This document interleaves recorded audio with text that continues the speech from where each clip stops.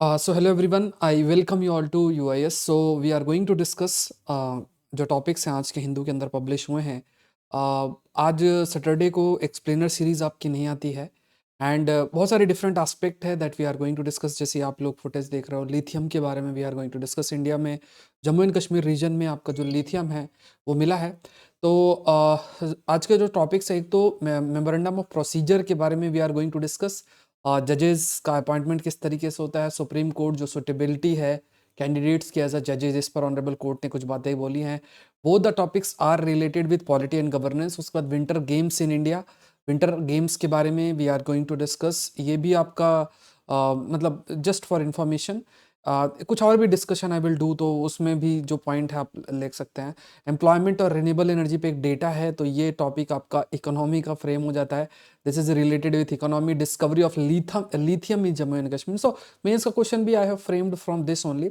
Lithium का जो discovery है, फिर चार के बारे में, बट बेसिकली इस चार एंड MSCI के बारे में, तो ये भी इकोनॉमी का टॉपिक है. This is related with geography. ये रिसोर्स डिस्ट्रीब्यूशन ज्योग्राफी का ही टॉपिक है.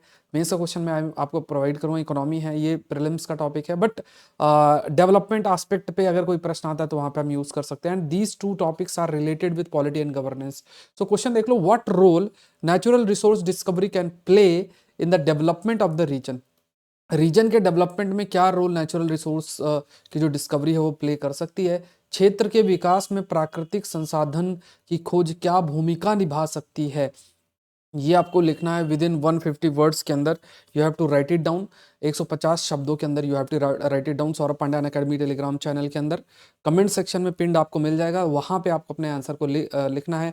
कोशिश करो, देखो सेशन आई एम ट्राइंग कि पूरा जो है वो आपका एक टाइम लिमिट के अंदर पूरे तरीके से कवर हो. तो कोशिश करनी है कि एटलीस्ट मई में आपका एग्ज़ाम है तो मार्च एंड तक आप लोग कवर ही करो. एटलीस्ट मिड ऑफ अप्रैल तक आपको जो भी टॉपिक्स डिस्कस हो रहे हैं उनको अच्छे से एक बार नोट्स प्रिपेयर करना, क्योंकि प्रीलिम्स के बाद जो मेंस का टाइम होता है उसमें 8-9 महीने बहुत इंपॉर्टेंट होता है. और भी 3-4 महीने अगर आप छोड़ दोगे सो बहुत मुश्किल होगा इन चीज़ों को कवर करना. फिर आप कोई शॉर्टकट की तरफ जाओगे, कोई कंपाइलेशन, कोई मैगजीन, वो उस प्रकार का कवरेज नहीं होता है.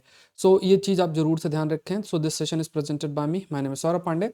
24 की तैयारी कर रहे हो तो आरंभ बैच आपका 16 फेब से शुरू हो रहा है. सो बहुत इंपॉर्टेंट है ये आरंभ बैच. जितने भी इंडिया के टॉप एजुकेटर्स हैं, मृणाल सर हैं, सिद्धार्थ सर हैं, सुदर्शन सर हैं, चावरी मैम हैं, और आपके बहुत सारे जो टीचर्स हैं वो सब लाइव क्लासेस आपके लेंगे. I will also take science and technology. तो सारे सब्जेक्ट्स, जितने सब्जेक्ट्स पढ़ने, सबकी लाइव क्लासेस आपकी होंगी. 16 आपका फैब से बैच शुरू हो रहा है और आपके पास बहुत बड़ा अपॉर्चुनिटी है. 30% ऑफ है. 15 फैब तक का टाइम पीरियड है. तो यहाँ पे अगर आप दूसरे जैसे दृष्टि ऐसे कंपेयर करो तो 1,40,000 प्राइस है. यहाँ पे आप आइकॉनिक मेंटर के साथ अगर आप देखोगे so it is way less. तो यहाँ पे टॉपर्स लिस्ट भी देख सकते हो, 197 टॉपर्स हैं. तो कोड याद रखना है, दैट इज SPLIVE. लिंक आपको डिस्क्रिप्शन बॉक्स में मिलेगा. unacademy.com में जाना है and you can find the link. Code डालना है SPLIVE और आप ज्वाइन कर सकते हैं. मेरे द्वारा जो साइंस टेक का कोर्स है 18 फैब से शुरू हो रहा है और ये बहुत इंपॉर्टेंट है. मई 6 तक आपका कोर्स चलेगा. ये कोर्स बहुत ज़्यादा जरूरी है. इसका मैं स्क्रीनशॉट आपको दिखा दूंगा. प्रीलिम्स मतलब जो टॉप क्वेश्चंस आए पिछले साल बहुत सारे आए थे. प्रीलिम्स 2023 की तैयारी कर रहे हो तो इसको बिल्कुल मिस नहीं करना है. तो unacademy.com में ही जाना है, UPSC CSC सेलेक्ट करना है and then put the code SPLIVE. ये आपको पुट करके ज्वाइन कर लेना है. So let's start the topic. पहला टॉपिक है जजेस से रिलेटेड, मेमोरेंडम ऑफ प्रोसीजर से रिलेटेड. काफ़ी लगातार डिबेट डिस्कशन है पॉलिटी गवर्नेंस के अंदर. ये टॉपिक आ जाता है, डिबेट डिस्कशन कंटिन्यूस बेसिस में चल रहा है. एंड यहाँ पे देखो ये स्टेटमेंट है, no timeline prescribed for transfer of जजेस. ऑनरेबल लॉ मिनिस्टर के द्वारा जो है बात बोली गई है.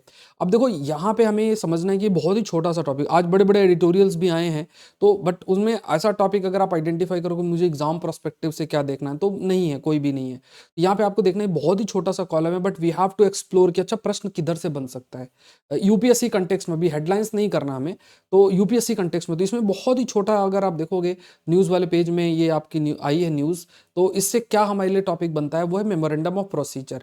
तो मेमोरेंडम ऑफ प्रोसीजर क्या है? मेमोरेंडम ऑफ प्रोसीजर बेसिकली आपका कब आया, ये 1998 के अंदर जो आपका इवॉल्व हुआ 3 सुप्रीम कोर्ट डिसीजन के बाद से। पहला जज केस 1981, सेकंड जज केस आपका एंड थर्ड जज केस, इसके बाद से ये है। एंड हियर क्या है कि जो जुडिशियल अपॉइंटमेंट है वो किस तरीके से, जो रोल है, क्या प्रोसीजर है, जो जजेस के अपॉइंटमेंट और ट्रांसफर का, वो सारी चीज़ें आपकी मेमोरेंडम ऑफ प्रोसीजर के अंदर मेंशन है। तो ये एग्रीमेंट किसके बीच है? जुडिशरी और गवर्नमेंट के बीच में है, जिसमें सुप्रीम कोर्ट और हाई कोर्ट के जो जजेस हैं उनका अपॉइंटमेंट कैसे करना है। So it contains a set of guidelines for making appointment to the supreme court जजेस।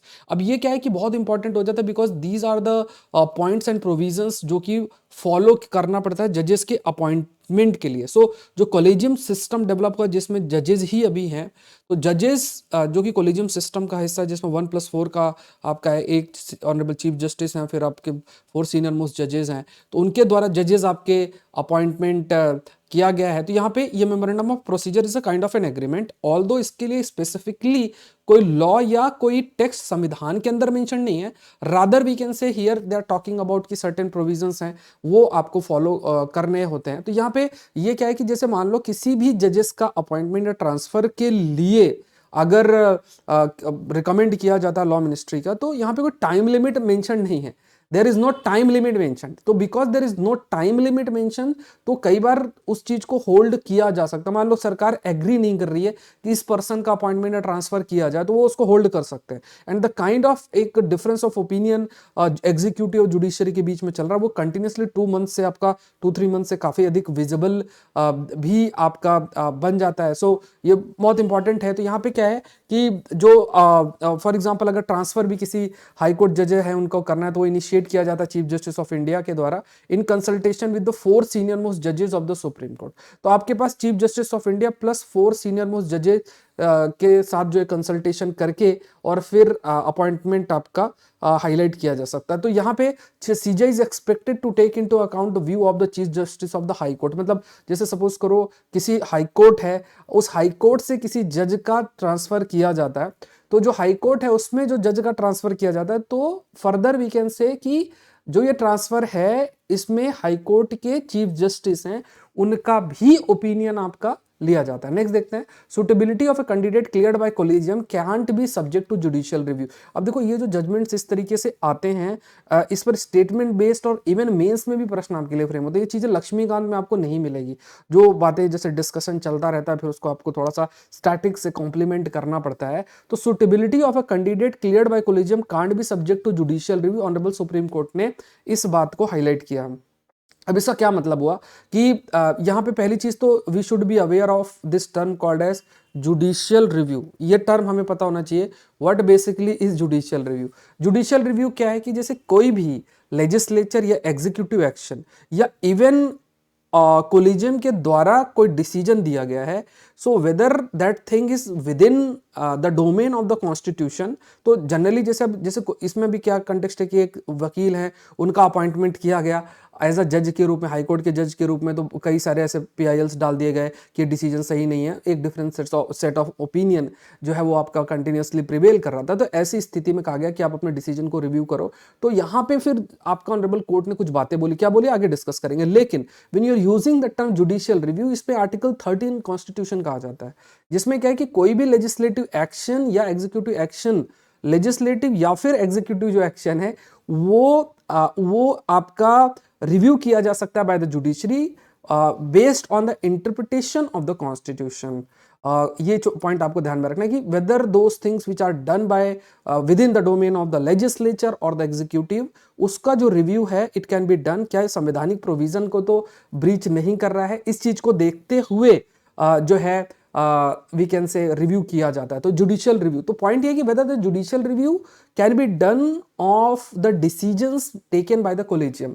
कोलिजियम के माध्यम से ही हाई कोर्ट सुप्रीम कोर्ट के जजेस का अपॉइंटमेंट या ट्रांसफर आपका किया जाता है कोलिजियम के द्वारा। तो क्या उस जो कोलिजियम के द्वारा डिसीजन दिया गया क्या उसको भी रिव्यू किया जा सकता है। तो ऑनरेबल कोर्ट ने क्या बोला, सुप्रीम कोर्ट ने एक्सप्लेन किया कि जो सुटेबिलिटी है कैंडिडेट की cleared by collegium for appointment, उसको जुडिशियल रिव्यू नहीं किया जा सकता। इट कांट बी रिव्यूड, मतलब जुडिशियल रिव्यू के डोमेन में वो नहीं आता है कि क्या वो कैंडिडेट सुटेबल है कि नहीं है। एंड वो रिट जैसे अलग अलग जो भी रिकमेंडेशंस हैं या प्रोहिबिट नहीं कर सकते कोर्ट के द्वारा, या सर्टोरी जो जो रिट्स आपके हैं, जैसे आर्टिकल 32, आर्टिकल 226 के तहत आपका जो ऑनरेबल हाई कोर्ट के द्वारा रिट जारी किया जाता है, आर्टिकल 32 के तहत ऑनरेबल सुप्रीम कोर्ट के द्वारा रिट जारी किया जाता है। तो इसमें वो ऐसा जो डायरेक्शन है वो नहीं कर सकते। इट मीन्स कि कमांड नहीं दे सकते, या फिर जो डिसीजन कोलिजियम के द्वारा दिया गया है उसको भी वो क्वाश नहीं कर सकते, या मतलब उसको खत्म नहीं कर सकते हैं। तो ये बात आपका हाईलाइट किया गया है। So to do so would violate the law as declared,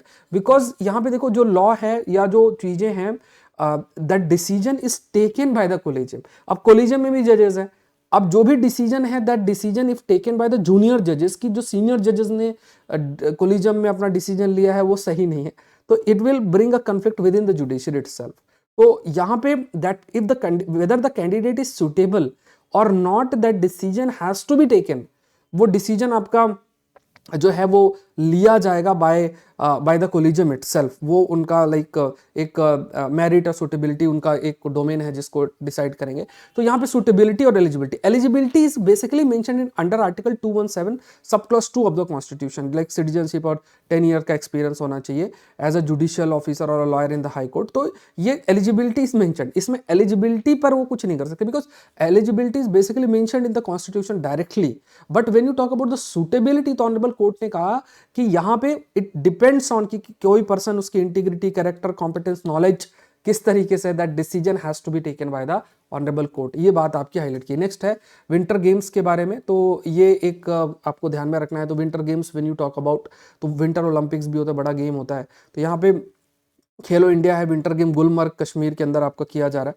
अब एक चीज सोचो आप, कई बार क्या है, जैसे सदर्न कश्मीर कहा जाता है या कश्मीर की बात करें तो कहा जाता है कि वो एक तरीके से हेवन है, ऐसा कहा जाता है, इतना सुंदर है। आप लोग में से कई लोगों ने शायद उसको विजिट भी किया होगा। तो इस प्रकार की जो एक्टिविटीज होती हैं that can also play a very important role in the development of that reason.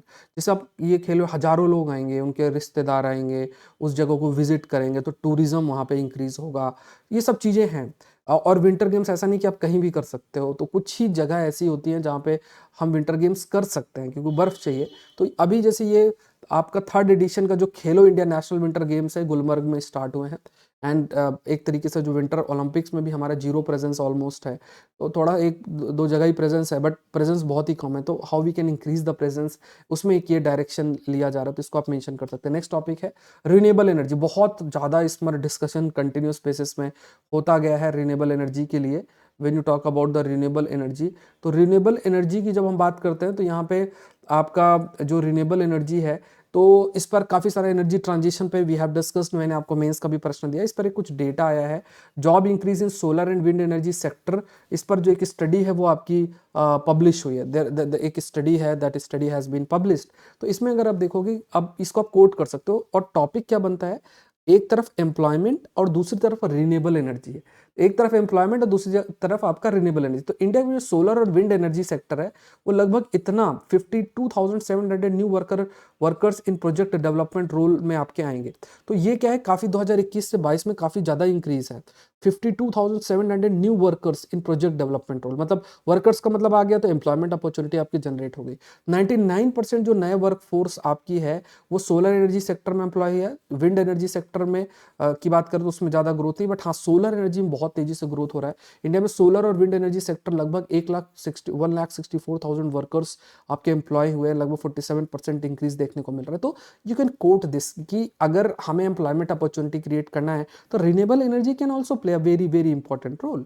ये भी एक अच्छा रोल प्ले कर सकती है। तो we can quote this point also, हम इसको भी कोट कर सकते हैं कि जो आपकी सोलर विंड एनर्जी सेक्टर है वो कैसे रोल प्ले कर सकते हैं। सो ये स्टडी है, ये कंडक्ट किया गया था इनके द्वारा, skill council of green job energy environment and water, NRDC India, तो इनके द्वारा किया गया, और बेस्ड ऑन द स्टडी ये चीज़ आपकी पब्लिश की गई। तो ये न्यूज़ वाले पेज में ये छोटा सा पब्लिश हुआ है, तो इकोनॉमी के अंदर आप इसको नोट कर सकते हैं। सो जैसे अब on grid solar wind capacity जैसे जैसे हम अगर इंक्रीज करें, मान लो 500 गीगावाट तक लेकर जा रहे हैं हम, we are moving towards energy transition, we are moving from a non like fossil fuel से we are moving towards non fossil fuel sources की तरफ अगर हम जा रहे हैं, तो इसमें बहुत सारे जॉब्स क्रिएट होंगे। एक टेम्परेरी परमानेंट जो जॉब्स हैं वो आपके क्रिएट होंगे। आपका कई प्रकार के जो जॉब्स हैं, दो जॉब्स विल बी क्रिएटेड। तो टेम्परेरी जॉब्स है, आपके परमानेंट जो जॉब्स हैं, those jobs will be created. आपके कई प्रकार के जो जॉब्स हैं, those jobs will be created. Next topic देखते हैं, this is linked with lithium. Lithium के बारे में है, this is related and linked with lithium.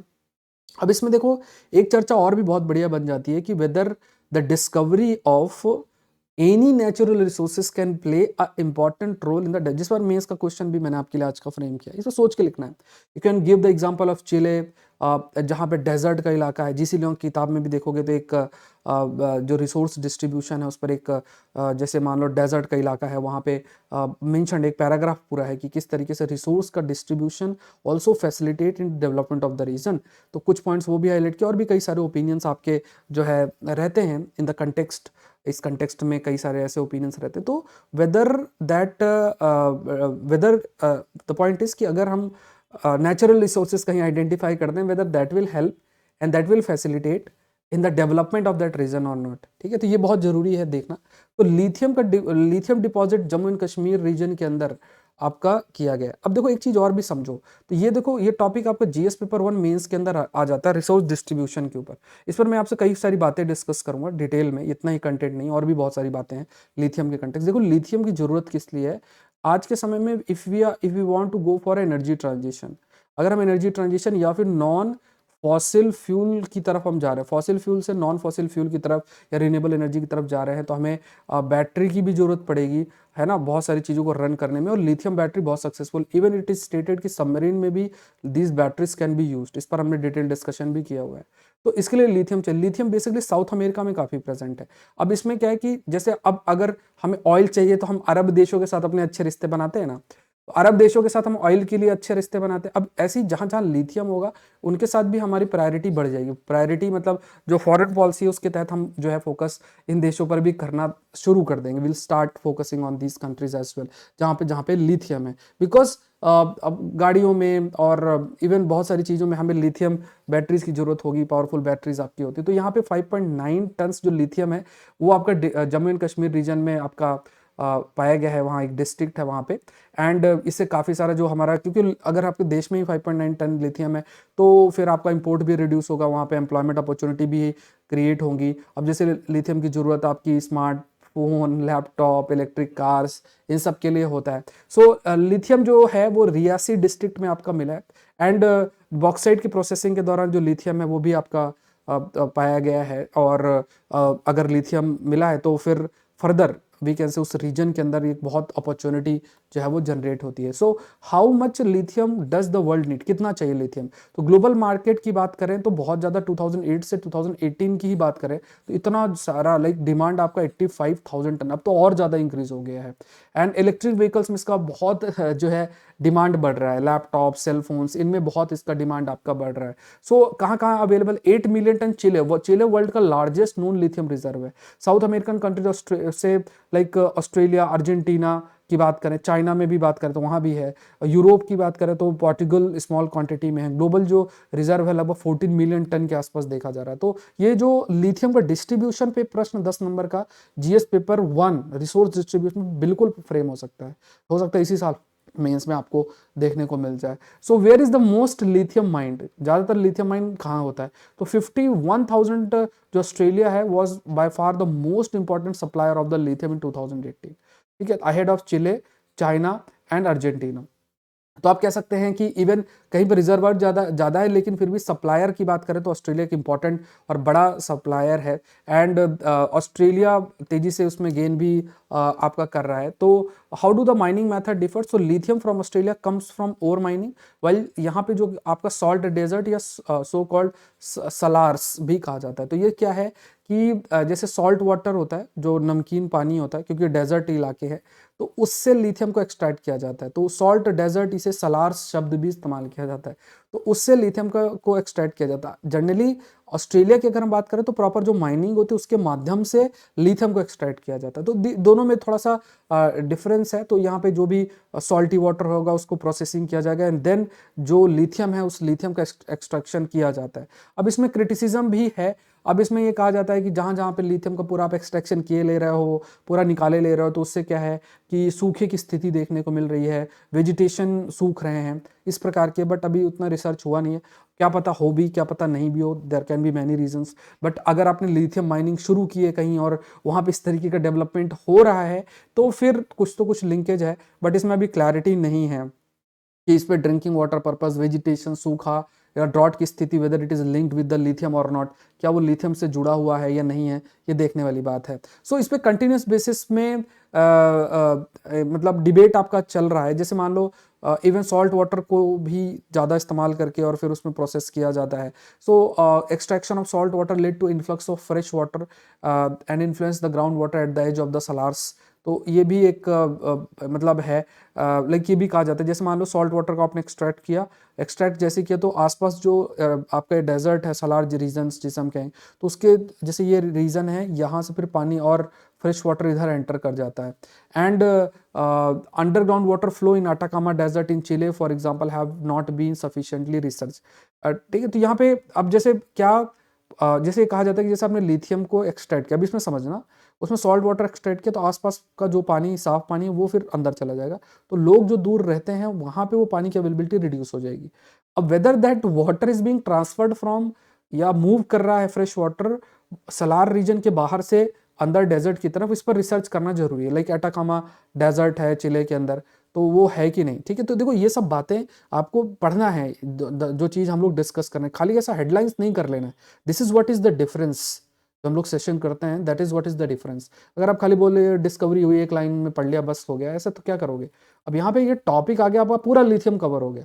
Lithium resource कहाँ पे, इंडिया में डिस्ट्रीब्यूशन क्या है, क्या चैलेंजेस हैं, क्या क्रिटिसिज्म है, सब कुछ इसका पीडीएफ आपको Saurabh Pandya academy telegram channel के अंदर यू विल गेट।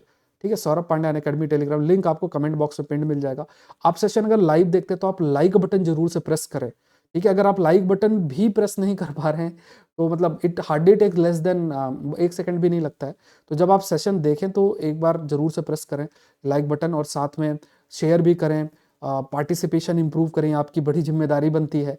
ठीक है, तो क्योंकि एफर्ट काफ़ी किया जाता है सेशन के लिए, तो आप लोग जरूर से इतना तो कर सकते हैं। साथ में अपना अटेंडेंस दे, कब सेशन अटेंड करते हैं, ये एक हैबिट है छोटी छोटी, थोड़ा सा ध्यान में रखना है जरूर से। इस पर आप लोग भी इसको प्रायोरिटी में रखें। नेक्स्ट देखते हैं, ये ब्रह्मपुत्र, मान लो एक रिवर बह रही है, अब इसमें ऐसे ऐसे आइलैंड्स बन जाते हैं, थोड़ा बड़े आइलैंड्स बनते हैं तो उनके लिए टर्म यूज होता है चार।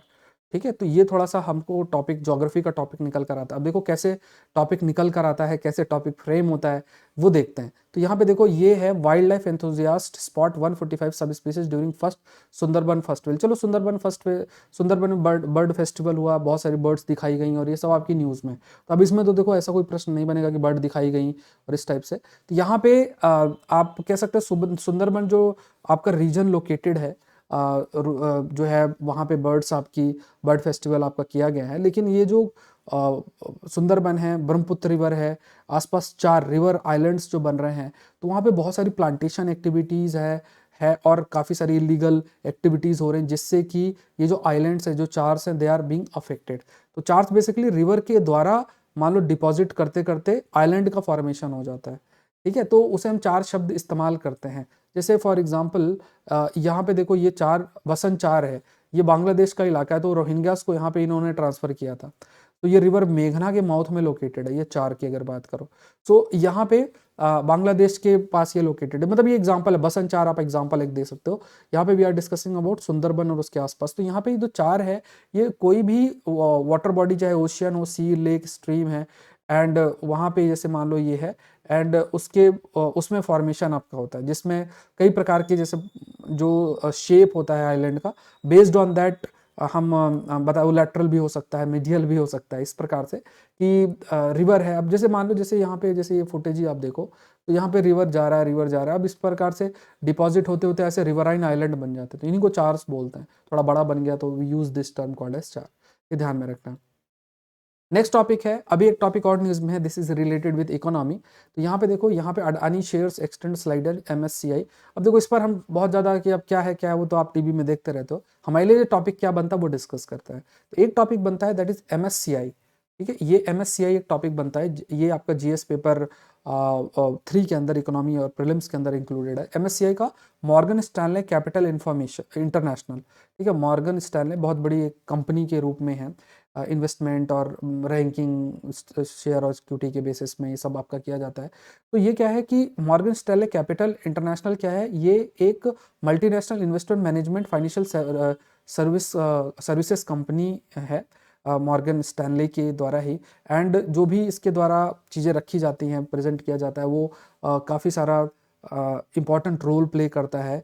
एक जैसे मान लो आप कोई मूवी देखने जा रहे हो, कोई बता दे कि इस मूवी का इस प्रकार से रिव्यू है, इसको इतने स्टार मिले हैं, तो उस बेसिस पर आप जो है बता सकते हो कि हाँ ये मूवी, मतलब आप देखोगे वो डिसाइड कर सकते हो, मतलब बेस्ड ऑन द ओपिनियन कितना स्टार मिला रैंक, इस टाइप से आप you can make the decision कि हाँ मुझे मूवी देखना है। ऐसे ही जो शेयर सिक्योरिटी से रिलेटेड है, अब उसमें कई कंपनीज के जो शेयर्स है उनको इंडेक्स करना, एंड इससे कई प्रकार की रैंकिंग करना, उस बेसिस में कि लोगों को इन्वेस्ट करना चाहिए कि नहीं करना चाहिए, इसमें डिसीजन मेकिंग में काफ़ी हेल्प मिल जाता है, जो कि आपका मॉर्गन स्टैनले कैपिटल इंटरनेशनल के द्वारा फैसिलिटेट आपका किया जाता है। सो ये चीज़ है। तो यहाँ पे क्या है कि कई प्रकार की ये जो इंडेक्स है, इसमें ग्लोबल जो इन्वेस्टर्स हैं, जैसे अब ग्लोबली आपको इन्वेस्ट करना है कि नहीं करना है, globally if you want to invest in that like वो डिसीजन मेकिंग आपको करनी है कि नहीं, ग्लोबली जो इन्वेस्टर्स है, whether they can take the decision, whether they should make the investment और नॉट, तो उसका जो एक बेसिस है, तो उसके लिए एक इंडेक्स है, तो वो मॉर्गन स्टैनले के द्वारा जारी भी किया जाता है। तो इसमें चार like has index for countries के लिए, रीजन्स के लिए, एमर्जिंग मार्केट्स के लिए, डेवलप मार्केट्स के लिए, ये सब चीज़ें हैं। इवन इस्लामिक इंडेक्सेस हैं, उस पर भी आपका किया जाता है। तो कई प्रकार के इसमें, जैसे शेयर इक्विटी है, उसको बेसिस में इंडेक्स या जो है रैंकिंग आपकी किया जाता है। एंड जो मार्केट है उसके बारे में जानकारी, या जो डायरेक्शन है या परफॉर्मेंस है, वो चीज़ देखी जाती है। कोई चीज़ इससे बाहर कर दी जाती है इंडेक्स से, तो ये मान लिया जाता है कि नहीं ये सही नहीं है, we should not invest in that. तो ये MSCI का एक इंडेक्सेस का एक इंपॉर्टेंट रोल होता है। मेंस का क्वेश्चन मैं आपको प्रोवाइड करता हूँ। अटेंशन 2024 IAS एस्पिरेंट्स, 16 फरवरी से आपका ये आरंभ बैच शुरू हो रहा है। unacademy.com में जाओ, UPSC CSC सेलेक्ट करो, कोड यूज़ करो SPLIVE। तो ये 16 फरवरी से, और आपका पूरा का पूरा जो बैच है वो लाइव बैच है, लाइव क्लासेस है, आपको मिस नहीं करना है।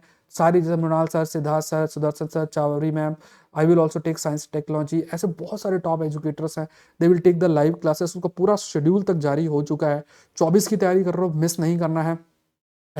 और टाइम बाउंड मैनर में आपका सारा कोर्स हो जाएगा। अब इसमें अगर आप ऑप्शनल भी साथ में इन्वॉल्व कर लो, तो ये अमाउंट आप देख सकते हो, फिर compare with the other institute, तो बहुत ही कम अमाउंट है। प्लस आप पूरा कोर्स जितनी बार चाहो उतनी बार देख सकते हो, लाइव क्लासेस हैं, टेस्ट सीरीज है, हर चीज़ इसमें इंक्लूडेड है, मतलब आपको फिर कुछ करने का जरूरत नहीं है। ठीक है, तो बहुत अच्छी अपॉर्चुनिटी है। मेरे द्वारा प्रीलिम्स के लिए एडवांस टॉपिक साइंस टेक का 18 तारीख से शुरू हो रहा है, इसको प्लीज़ मिस मत करना। यहाँ पे आप ये लोग आप स्क्रीनशॉट देख लो, तो ये सब स्क्रीनशॉट है जस्ट टू शो यू कि पिछले साल 15 में से 14 प्रश्न आए थे पूरे सेशन से। तो ये सारी चीज़ें I am going to cover, ये मेरे द्वारा ही सेशन लिया गया है। साइंस टेक का सारा विद डिटेल एक्सप्लेनेशन, कल साइंस टेक का स्पेशल इशू संडे का जो पब्लिश होता है, उसमें भी आप लोग देख सकते हो कि किस तरीके का एक्सप्लेनेशन होता है। तो 2023 का अगर आप तैयारी कर रहे हो तो इसको प्लीज़ मिस नहीं करना इस कोर्स को। ठीक है, तो कैसे ज्वाइन करना, unacademy.com में जाओ, UPSC CSC सेलेक्ट करो और कोड डाल दो, दैट इज SPLIVE, ज्वाइन कर लो। मान लो आप सब्सक्रिप्शन लेते हो 6 मंथ का, 1 ईयर का, तो वो कोर्स भी उसी में इंक्लूड है, आपको अलग से कुछ करने की जरूरत नहीं है। क्वेश्चन देखो, what role natural resource discovery can play in development of the region, क्षेत्रीय विकास में प्राकृतिक संसाधनों की खोज क्या भूमिका निभा सकती है। 150 शब्दों में लिखना है। Saurabh Pandya Unacademy Telegram channel पे आप अपना आंसर सेंड करें। दूसरे जो अच्छे आंसर्स हैं वो मैंने कल भी पोस्ट आप लोग के लिए किए थे, तो आप लोग जरूर से पार्टिसिपेट करें, लिखने की आदत डालें, UIS चैनल को जरूर से सब्सक्राइब करें, और एक हैबिट बनाएं कि एक टाइम बाउंड मैनर में आप सेशन को देखें, नोट्स प्रिपेयर करें, और सेशन को जरूर से लाइक करें, अटेंडेंस जरूर से दें, ये सब बातें आप जरूर से ध्यान रखें। Thank you everyone. इसका PDF I will share with you Saurabh Pandya Unacademy Telegram channel पे, लिंक आपको डिस्क्रिप्शन बॉक्स में मिल जाएगा। Thank you.